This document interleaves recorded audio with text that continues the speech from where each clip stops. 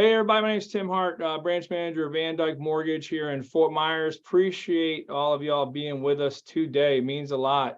We're going to be going over a unique product. I think we're in the mortgage business. A lot of y'all are in the real estate business. If you're watching this, and we've got to learn these different programs, right? Like this is something, especially we're in Southwest Florida, where we have tons of retirees coming here, right? This reverse mortgage product is something that is viable to your business. And we want to bring this knowledge to y'all. And so today we're going to be blessed. I'm so pumped. We have with us Kelly Sweeney. She's our reverse mortgage expert. Kelly, how you doing? I'm doing great, Tim. Good, good. Kelly is like 10 feet away, by the way. She's right down the hall. So we got her in another room. But what I want to talk to y'all about is with these reverse mortgages, the one thing that's really struck out as we've been learning these is I learned the number one fear of all retirees is running out of money. I thought it'd be maybe, death or health or whatever. The number one fear of retirees is running out of money. And this reverse mortgage product is something that may be able to help them. It's not going to be for everybody, right? But it is an option for you and people, your clients, that may be able to help them. So you've heard me, and there's one other thing Kelly's going to mention, and it's something that I love, and it's a phrase called aging in place. It's a really cool phrase. I love it. I want that to kind of stick with y'all as you're hearing this stuff, and she's going through her presentation. So Kelly, I'm going to hand it off to you. If you have questions, add them into the chat. I'll be monitoring it. I got your back, girl. You ready? I'm ready. All right. The floor is yours, buddy. All righty. Good morning and welcome to our presentation today. Home buying redesign. So we're happy that you've joined us. My name is Kelly Sweeney and I support Tim Hart's branch here at VanDyk Mortgage in Fort Myers, Florida. So why are we here today? We're here to share a loan program that you may have heard of. However, you may have questions about it or how it benefits the buyer or how it may impact your bottom line. So I would like to introduce a retirement solution that is referred to as reverse mortgage. In the lending world, it's called a HECM, which stands for Home Equity Conversion Mortgage. So you will hear me refer to this program as a HECM throughout the call. I've had an opportunity to educate myself and other loan officers in the reverse space over the past several years, and I absolutely love this program. Excuse me. I do agree that it's not the best, like Tim said, for best option for every borrower. However, it can be a lifesaver for seniors to age in place as they move forward. So it's going to assist them in doing that. Hey, Kelly. Hey, yes. I forgot to tell them that can you tell them your experience with reverse mortgages? I forgot to give that to you in the introduction so they kind of understand how long you've been doing this. Sure. So I worked with another mortgage company as a loan officer. Well, I've been a loan officer for over 18 years. And then I decided I was offered a job to start a department with a mortgage company to roll out the reverse mortgages. Excuse me. So I dug real deep and learned the product, and we tripled the numbers in that branch. So in that company in a whole, because I supported the whole company. So I did that for about 5 years, and then kind of dabbled in it a little bit with another company. And then I decided to move to Florida. So here I am with Tim's team, and we decided that we're going to kind of break the barrier and bring this back to you. Cool. So you know a lot. So let's roll. Keep going, Kelly. Sorry I interrupted you. That's okay. It won't be the last time, by the way. I know, right? Looking forward to that. So in order to bring more value to our referral partners, you may have noticed, as Tim mentioned, that we have added additional loan programs. The one that we're going to talk about today can ultimately bring you 4 to 6 more closings per year, helping seniors redesign their purchase of their forever home. So today we're going to go over the basics of the HECM, how to earn more commissions working with the HECM for purchase, and also we'll give a quick Q&A session at the end. So in most basic terms, reverse mortgage, as known as the home equity conversion mortgage, is another way to borrow against the equity in your home. So this program is for homeowners who are 62 years of age or older who plan to stay in their home for the remaining of their years. They're going to age in place at this property. It's not a short-term loan. It's something that they're actually going to stay in. So it is also for refinancing with a reverse mortgage, as it helps them convert a portion of that equity that's trapped in their home without a mortgage payment. So that's the biggest cue here, is that no mortgage payment is due when you enter into a reverse mortgage. They can also have a line of credit that would be considered tax-free cash, and that can be used however they wish. Okay, we'll go a little bit more into that later in the presentation. So when it comes to qualifying, the guidelines are pretty basic. The home is required to be owner occupied as their primary residence. They can have a second home, however, must live in the HECM home for the majority of the year, so more than half, basically. They would also need to have enough equity to pay off existing liens with the HECM reverse option. So they must show willingness and capacity, whether it's a refinance or a purchase, and have a review of their credit and income and meet residual income requirements, very much like a VA loan there in that sense of how they're qualifying with residual income requirements. Every borrower must meet the required HECM counseling. So this is not an option when an underwriter sets a condition to take a first-time homebuyer class, like with your conventional forward FHA VA loans.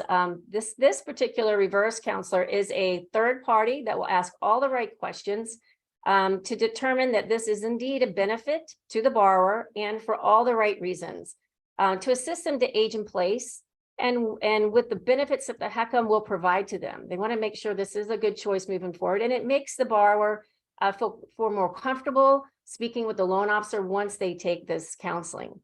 So the counseling session can also be taken by phone if needed. So there is also a small fee due typically at the time of the counseling session.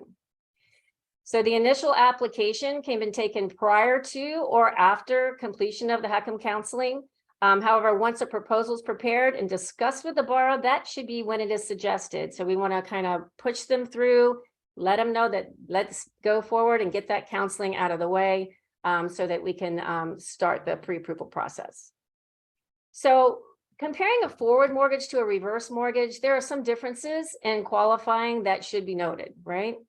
So there is no credit score. This is not a credit score driven program. Okay. So there are many situations where they may have taken a hit on their FICO scores due to paying cash for everything as opposed to using their credit cards. And maybe the last thing reported was maybe something derogatory a couple of years ago. So their FICO score is not moving. And we understand that in the industry for seniors. So this is definitely not a credit score driven program. There are no debt to income requirements, right? So we're not looking at the basic debt to income that we would normally look at on a forward loan. However, they must meet that residual income requirement, again, very much like a VA loan. One of the other things is there are no reserve requirements. However, the reserves can be a direct positive impact on the approval of the loan if compensating factors are needed. Sometimes they're falling short on the residual income requirement, and we can dissipate some assets and possibly bring them back into meeting that residual requirement. They don't have to actually take the money from their savings or investments or IRAs, whatever that they have out there. But what we want to do is theoretically show the picture to the underwriter that, hey, they do have these reserves, and they do the calculation and they can bring you up towards meeting or actually going over and having that residual income requirement. Hey, Kelly, can I jump in here on 1 second? Absolutely. So I just want to reiterate how that bottom line, FICO scores don't, like credit scores don't matter. Like that's, a pretty important thing. Very similar like an FHA manual underwrite, wouldn't you say, Kelly? Very similar. Absolutely. So it's more of to the total picture of what the loan looks like. And I just want to make sure, again, when you guys hear, if someone is looking at a reverse mortgage and they tell you, well, I can't get it, my credit stinks, right? Don't let them say no. I just want to make sure you get them with us still, or, the loan officer that invited you, and let us still work with them because the credit score may not matter. So, right. So I just want to jump in there on that. Right. No, thank you. They look at a 2-year history for the most part of how have you been meeting your obligations, right? So it's definitely something that they look at, but not the credit score itself. Good question. Okay, so the basic factors for determining how much money a borrower can get is the age used to determine the amount of funds available to the borrower.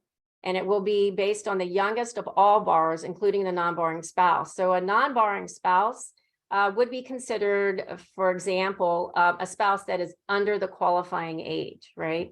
So if you have a 57-year-old spouse, one of the spouses is 57 and the other one is 65, they're over 62, they're going to use the younger spouse because that spouse is protected with this product.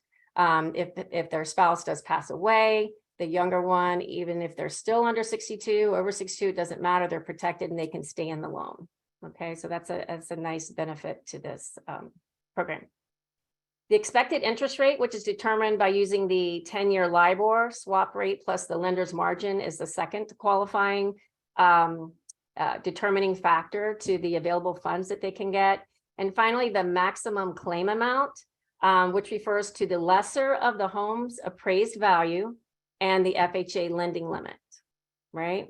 So that would be called the maximum claim amount. And the current FHA has a national lending limit of $1,089,300 at this time. So let's switch gears and talk about a few details. Hey, Kelly, I had a question for you. Okay. On loan limits, this is just on FHA loan. This would be county to county, correct? Correct. Okay, so if you're watching this, just remember, if you're in a different state, check the county, check the state. We're in Lee County. It's a lower limit than Collier County, which is the next county south. Collier County is a higher limit. So just keep that in mind. That's all. Okay. We got one. Brian said he's in North Carolina. We are licensed in North Carolina, so this is great. All right. So the FHA HECM is very similar to other FHA loans when speaking about origination fees. Those are set by FHA. We have a minimum 2,500, maximum of 6,000. But again, that's it's specific to each borrower and FHA limits. Mortgage insurance has the upfront MIP at 2% of the maximum claim amount. And then we have the annual MIP 0.5% added back annually. So that is exactly like your FHA loan. And there are also third-party fees. So one thing I'd like to point out is that it's important to note that we would want to ensure that we're working with an experienced and approved vetted title company or attorney that is experienced in closing this type of loan. This is a different loan. It's called a reverse for a reason. So when closing on a HECM, they are still using HUDs to closing to balance out those numbers, those figures for final numbers for closing.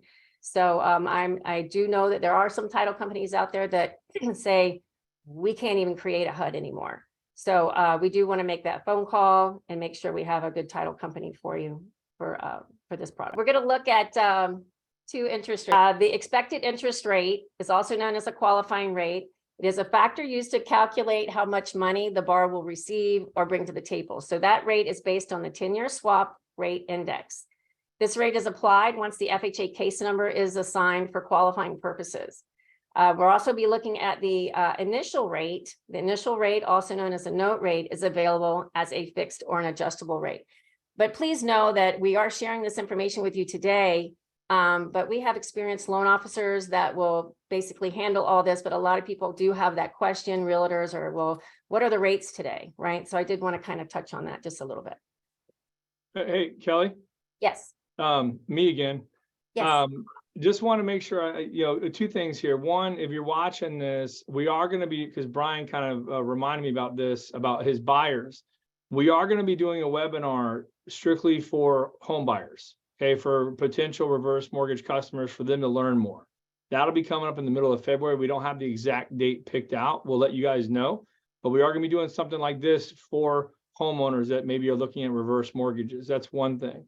The second thing is talking to agents right here when, you want to try to sometimes avoid getting into the weeds, like with the reverse mortgage or with any mortgages that are there. What I just always suggest is get them over to the loan officer, get them over to the experienced one. Let us kind of work them through it. So we want to be here to help you guys. I don't want you to see all this stuff and your eyes glaze over. You're like, oh my God, right? Like, so we're here to help you. Just keep that in mind. Kelly, back to you. Hey, I appreciate it real quick. Sorry, I just want to jump in. Oh, I right. appreciate it real quick. My clients have already been approved for the reverse. So I'm a little past all this, but they keep coming to me with questions and asking if their future is going to be okay, if they've made the right choice, and I have no idea what to tell them. And now I have a personal family member, my mother, who's going through it, and I'm just like, I need to learn more, but I just need to learn more. Right. Awesome. We appreciate being here, man. Thanks, Brian. Okay, so let's talk a little bit about property types allowable for HECMs. This loan product will work for just about any mortgage type. We're looking at single family homes, condominiums, and manufactured homes that meet the HUD requirements, just like your FHA loans. And also we will offer lending to new construction. The certificate of occupancy will be required prior to closing. And so that now that we've covered the basics of how the HECM works, let's switch gears again and talk about how to purchase a home using the HECM. So there are two parts to using a HECM. This will give you a kind of a visual. First, a down payment is determined towards the sales price for the borrower is required, right? So that cash down payment is what the borrower is going to be bringing to the table. So typically those funds come from the proceeds of the sale of their home. However, gift funds are available as well. They're an acceptable source of down payment, and of course, any seasoned funds that they have as well. Speaking of gift funds, I want to suggest that when you're speaking to your borrowers or your clients about using a reverse mortgage, another option for a purchase or refinance, it's best to include and best practice to include the family member that would be part of the decision-making process in moving forward, right? So we want to make sure that this isn't something that pops up at the end, because sometimes seniors tend to move forward with the reverse. They do the counseling, they get all the way through, the appraisal's done. We're in our final stages, and they bring in a family member at the end to get their feedback. So you can imagine it'd be a little alarming for them because they weren't brought in the beginning. So I'm sure you all will agree that on the back stretch of the loan is not a good time, right, to bring this up and discuss with family. So instead, invite them to your initial discussion and application for loan officers, and let them know that you and your loan officer are available for any questions. Certainly send them our way. We'd be glad to speak to the family members as well. And for an application, this should always be done in person if they are able to attend. So I know we have some loan officers on the call as well. So that's definitely something that you want to try to have in person. So secondly, the HECM loan would cover the remaining amount of the purchase price. Remember that the funds required by the borrower are determined by the qualifying factors that we discussed, and the rest will be the HECM loan. So in essence, this would give the borrower and homeowner a strong equity position, right? Plus the benefit of not having to make mortgage payments while accessing the HECM features in the future if they would like to. If they do, send some additional payments into that HECM, that will create that line of credit. The borrower can make payments on the HECM, and those payments roll into that line of credit. So that could be used as well for the borrower.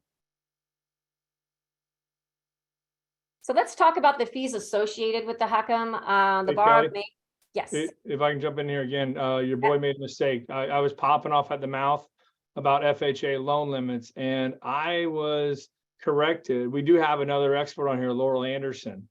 She came in on the chat, said there is a nationwide reverse mortgage lending limit, so it's not by county for reverse. So I misspoke.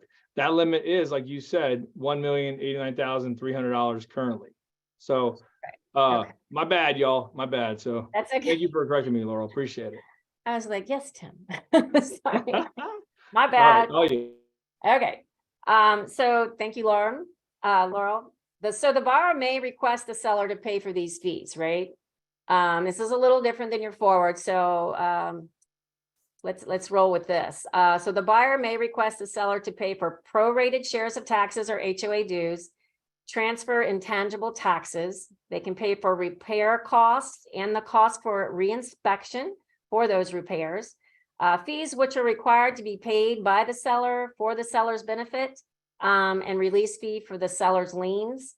Also fees that are required to be paid by the sellers, by local or state law, or that are typically paid by the seller in the subject market, which we call customary fees for that market. They can also ask them to pay for the home warranty. The sellers cannot pay these items on behalf of the HECM buyer, and this is where it's really different. The seller cannot pay loan discount points, interest rate buy downs, closing costs, down payment assistance. They cannot pay for builder incentives if it's a new construction and you know, it's a the seller is in with new construction, or gifts from the seller or lending credit. So none of that could be paid. And one of the things that you'll ask probably is that, you know, this is not something that's going to come up in negotiating that contract, right? So there's really not a lot that's available for that seller to pay on behalf of the HECM buyer.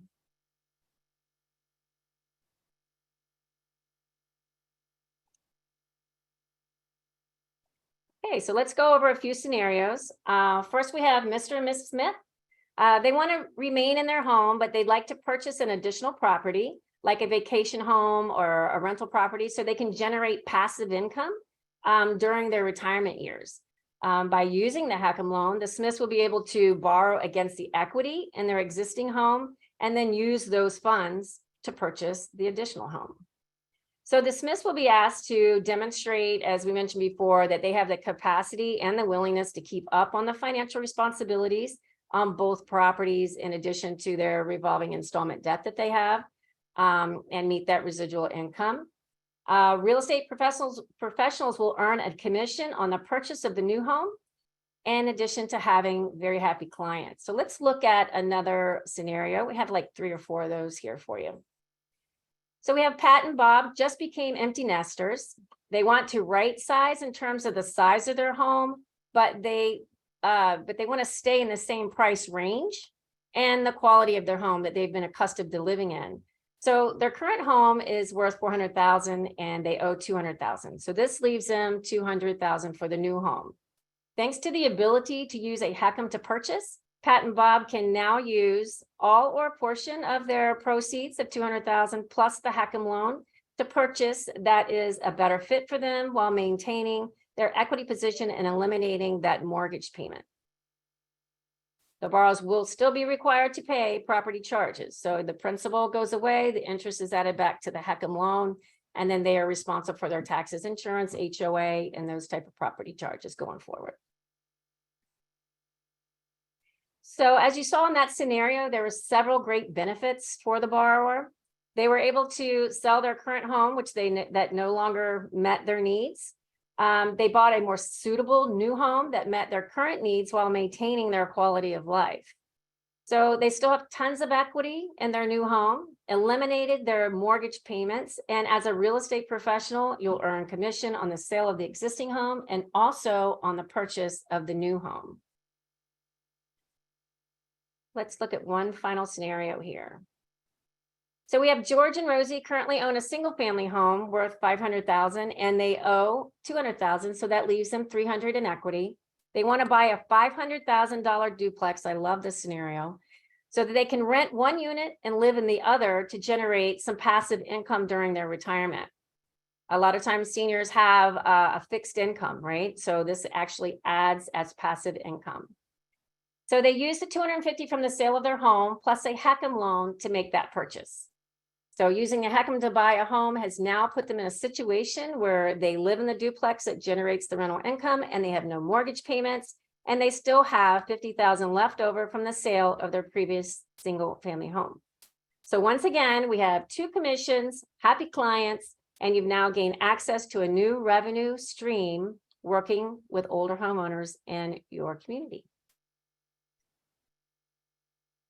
So at this point, we've covered the basics of the home equity conversion mortgage. We've discussed how to use the HECM to purchase a home, and we've shown you how to earn more commissions and grow your business by using the reverse mortgage to purchase.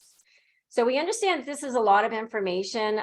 It can be overwhelming, so that's why it is a must to have an experienced loan officer help walk you and your borrowers through this process. We're always here for you to answer any questions that you may have.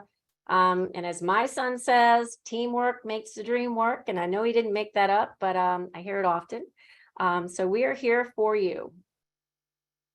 So any questions? We're at our Q&A. Tim? Yeah, so I do have, first off, I want, great job. You killed it. Thank you. Good job. But I hope I'm as happy as those retirees in those pictures. They were all smiling ear to ear, dude. I had clean, nice white teeth. They're looking good. I feel like I'm gonna look like the opposite of that, but whatever. Whole nother question. So I do have some questions that have been chatted to me, but I do want to open it up. If you are on the call and you want to verbally ask something, feel free. I think you can raise your hand option, or there's you can just unmute yourself if you want to jump in. But I do have a couple questions. Bob Ashworth just did chat one in. What's up, Bob? How you doing, man? It says, can a buyer purchase in an HOA? Yes. So I think Bob means like single family, like a condo, or Bob, I would imagine, right? So either one, No, condo or single family. HM condo, of course. Yep. Excuse me, condo, of course, would have to still fall within the FHA guidelines, which I understand, but just general in an HOA, it's not an issue. Single family homes in an HOA? Not that I'm aware of. It would be specific to their HOA docs and platform that they have, but not that I'm aware of. Okay. Almost Thank like how you. some HOAs maybe don't allow renters or some, Yeah, that sort there of may thing. be, yeah, or a percentage. I'm not really sure, but you'd have to check with a specific HOA for that. So I got a question in from Jerry. I got one from Brian coming up here. Jerry wrote me, he said, with a reverse mortgage loan, do you no longer have the option of selling your home? I know, absolutely. You do have an option to sell your home. It's just like a normal sale on a conventional FHA VA loan. Okay. So absolutely. And then I got another one for you. This is from Donna. This was, well, there's two here. One is, does the bank own my home? No, absolutely not. So the reverse mortgage borrowers retain ownership of their home. They're not relinquishing title or ownership using that reverse mortgage. So they simply borrow against the value of the home, just like any other loan. And once you go to sell, they get a payoff. And if there's equity left in it, it'll go to the heirs. If there's not, it's a non-recourse loan. So you're never going to have to pay back any negative amortization that you've had on that loan. Okay. And then last one I had here was, and this is a really good one. Thanks, Nelson, for asking this. It's, will a reverse mortgage affect my Social Security, Medicare, or pension benefits? So we'll get a reverse mortgage affect their retirement benefits. Right. So you would have the option to delay, it can affect it in a good way, because you can have an option to delay your Social Security benefits if you do take a stream from your equity, converting your equity that you do have. And that's typically done in the refinance. Okay. So reverse mortgages funds are considered loan proceeds. That's something to note. It's not income, but in some instances, Medicaid and other income-based benefits may possibly be affected. So we always ask, that you reach out as well. Another plus side is that the longer that they wait to take that Social Security benefit, the more they may receive in later days. So in regard, maybe Laurel can jump in on that for the Medicaid. Basically, my notes are saying that it could affect. Would you like to add in on that, Laurel? Well, Sorry. we just recommend that you meet with the proper professional, Right. just to make sure before you move forward. Well, good. And then there's two other questions that have come in, and I just want to reiterate to everyone how amazing it probably is for a retiree to have a reverse mortgage, live in that house, not have a payment until they don't have to worry about a payment all the way up to their death. Like, it's pretty important stuff here. I do have Laurel. Are you still there? I don't know, Kelly, if you got this one. Brian asked, can you clarify a bit on a home safe reverse? His question's in the chat. Yeah, that probably bounced back to Laurel on that one. So a home safe reverse is a jumbo reverse mortgage product, and there are jumbo products out there, and they actually go up and over the lending limit. And so, yeah, those are absolutely available. Okay, cool. Hope that answers that. And then I got, man, you guys are coming in some hot questions here. Hold on. I got one coming from Joe. It said, you mentioned that they have to live in at least one day more than half the year. Can they rent this and collect that money for people and out of state? So I guess like it's almost like a vacation or the primary, but they don't live in it for under half a year and they rent it out when they're gone. Well, you absolutely are not allowed to rent your property, right? So the guideline is that this is your primary residence. However, if you're departing another home and that home may be your second home, you can certainly bounce back and forth, but at no time should you be out of that primary residence where you have a reverse mortgage for over 6 months.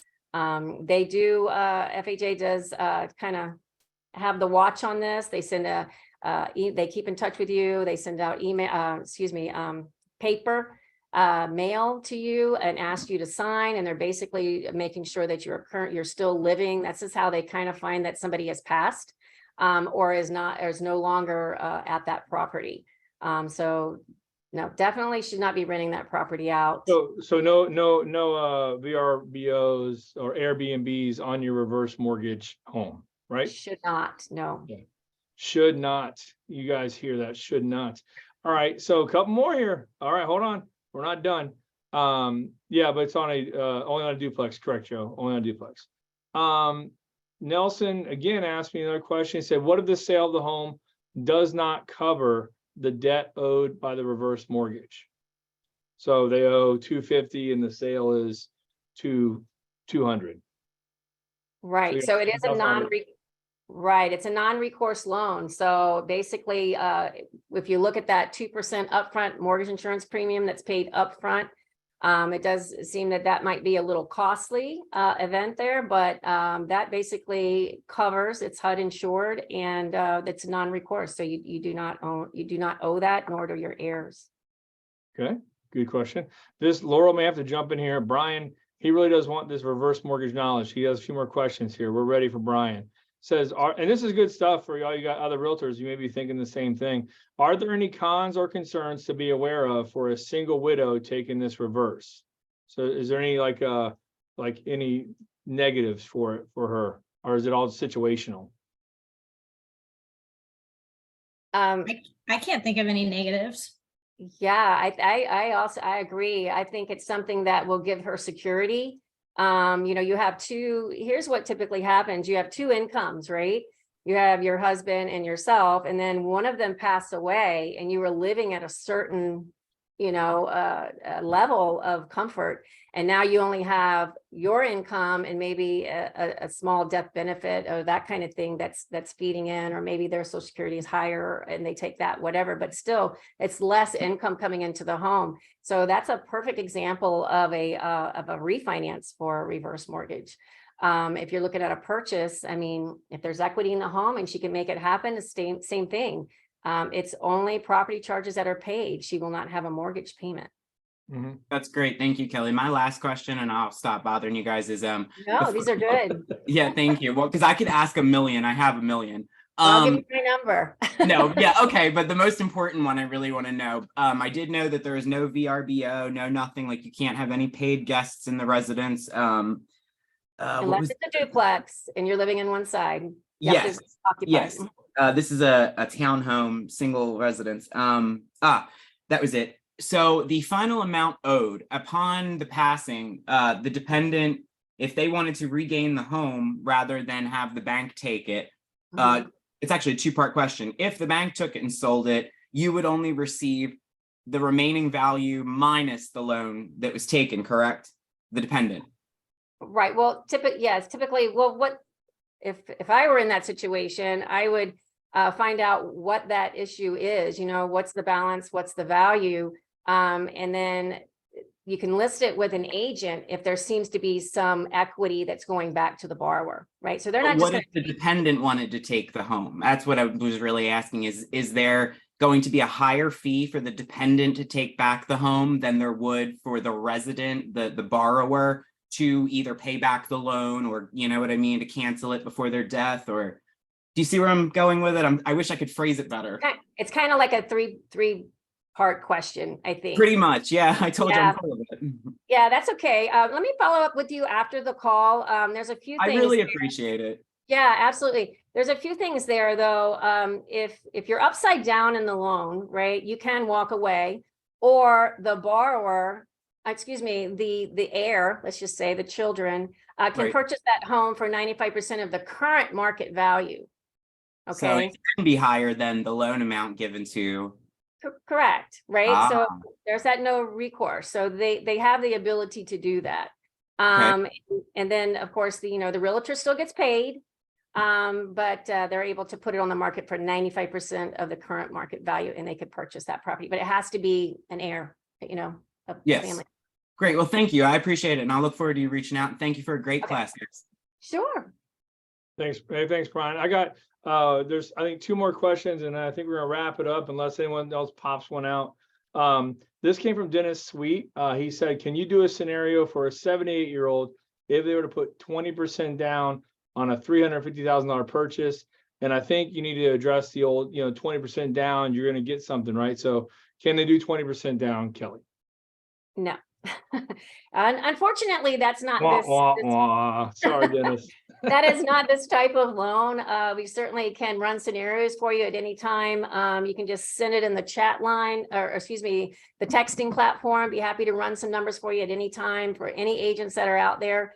But no, we have to use those 3 factors. The age of the youngest borrower is a big factor there in determining that. So Okay. answer is no.